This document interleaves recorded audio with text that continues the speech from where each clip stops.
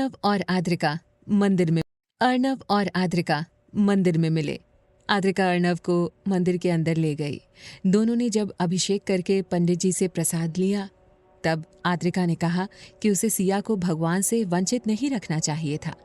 ये कहा तब अर्णव ने उससे कह दिया कि उसका उस पर कोई हक नहीं है, तो वो ना ही बोले, जिसे सुन आद्रिका वहां से चली गई। आद्रिका पैदल आई थी, इसलिए पैदल ही मंदिर से घर के लिए निकल गई। उसके जहन में अर्णव की कई बातें ही घूम रही थी। उसने सर झटक कर उन बातों को भी झटक दिया। वहीं दूसरी तरफ अर्णव को अपनी कई बातों का पछतावा हो रहा था। इसलिए वो पार्क से निकला और अपनी गाड़ी में बैठकर कॉलोनी को जाने वाले रास्ते पर धीमी गति से गाड़ी चलाने लगा। वो आसपास नजरें घुमाकर आद्रिका को तलाशने लगा। कुछ दूरी पर वो उसे दिख गई। अर्णव ने गति बढ़ाकर सीधा उसके सामने गाड़ी रोकी। आद्रिका एक झटके से रुक गई। अर्णव ने गाड़ी का शीशा डाउन कर लिया था, जिस कारण उसने उसे देख लिया, लेकिन फिर भी अनदेखा करके जैसे ही साइड से निकलने को हुई, अर्णव ने अपनी गाड़ी उस तरफ चला दी।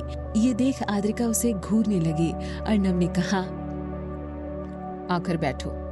आद्रिका ने कुछ नहीं कहा और जैसे ही दूसरी साइड से निकलने लगी, अर्णव ने गाड़ी उस साइड पर मोड़ी और फिर कहा, आकर बैठ जाओ, वरना याद है ना जन्नत में कैसे लेकर गया था कमरे में। ये सुनते ही आद्रिका की आंखों के सामने वो लम्हा आ गया। उसने खुद ही गाड़ी में बैठना सही समझा और जाकर बैठ गई। ये देख अर्णव के चेहरे पर मुस्कान आ गई और वो बोला, समझदार हो। आद्रिका ने कुछ नहीं कहा। वो बाहर देखने लगी। ये देख अर्णव ने उसका हाथ पकड़ा और गियर पर रख दिया। आद्रिका चौंकते हुए उसे देखने लगी। उसने उससे अपने हाथ छुड़ाने की कोशिश करते हुए कहा, तुमने मेरा हाथ कैसे पकड़ा? अर्णव ने उस पर एक नजर डालकर कहा, बिल्कुल वैसे जैसे तुमने मेरा हाथ पकड़ा था मंदिर में। आद्रिका ने खींच कर कहा, हाथ छोड़ो। अर्णव ने गाड़ी को दाएं मोड़ते हुए कहा, छोड़ने के लिए नहीं पकड़ा। आद्रिका ने व्यंग्य से कहा, बीवी को भी यही कहा होगा। ये सुनकर अर्णव का पारा चढ़ गया। उसने गाड़ी को झटके से साइड में रोक दिया। आद्रिका ने सीट बेल्ट नहीं लगाई थी, जिस कारण उसका सर सीधा डैशबोर्ड से टकराने ही वाला था, लेकिन उसका बायां हाथ वहां था तो सिर उसके हाथ से लगा। आद्रिका ने गुस्से से कहा, सुबह सुबह पी रखी है क्या? अर्णव ने उसके सवाल को नजरअंदाज करके कहा, तुम एक बात अपने दिमाग में फिट करके बैठा लो कि मेरी कोई बीवी नहीं है, मैं सिंगल हूँ। आद्रिका ने खींच कर कहा, सिया क्या तुम्हें पेड़ पर लटकी मिली थी? अर्णव ने बिना भाव के कहा, वो मेरी बड़ी बहन की बेटी है। आद्रिका को भरोसा नहीं था तो उसने आगे पूछा, वो कहाँ है? अर्णव ने कहा, दुनिया में नहीं है। आद्रिका ने कहा, सॉरी, लेकिन उसके पापा? अर्णव ने अब उसकी आंखों में देखते हुए कहा, उसका बाप भी मैं हूँ, उसकी माँ भी मैं हूँ। वो सिया अर्णव सिंह शेखावत है। असलियत में मेरी भांजी है, लेकिन तुम्हारा शिव भगवान भी जानता है कि वो मेरे लिए मेरी बेटी से भी बढ़कर है। अर्णव की बात सुन और उसकी आंखों में सच्चाई देख आद्रिका को उस पर यकीन हो गया।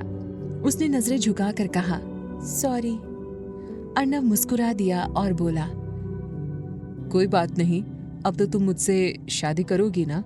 ये सुनकर आद्रिका आंखें छोटी करके बोली, ये आपसे किस पागल ने कहा? अर्णव ने बोला, तुम्हें गलतफहमी थी ना कि मेरी शादी हो गई है, तो अब तुम शादी नहीं कर सकती, लेकिन अब तो पता लग गया है ना, तो अब। आद्रिका मुस्कुराते हुए बोली, आपको खुशफहमी है कि मैं आपसे शादी करने के लिए मरे जा रही हूँ, जबकि ऐसा कदापि नहीं होगा। ना मैं आपसे शादी करूंगी और ना मैं आपसे शादी करना चाहती हूँ।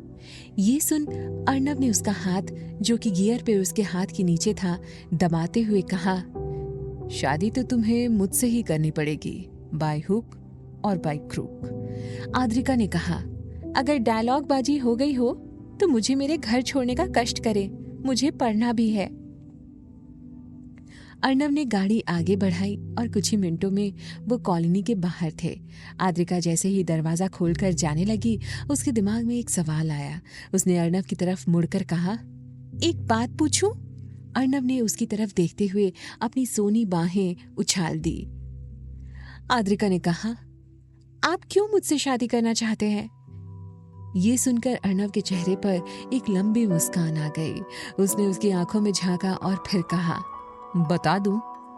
आद्रिका ने आंखें छोटी करके कहा, नहीं, वापस मंदिर चलते हैं और मैं पंडित जी से मुहूर्त निकलवाती हूँ, फिर उसी मुहूर्त पर बताना। बताओ चुपचाप। अर्णव ने भोली सी सूरत बनाकर कहा, चुपचाप कैसे बता सकता हूँ? अगर चुप ही हो गया तो बोलूंगा क्या? आद्रिका ने झल्ला कर कहा, बताओ वरना।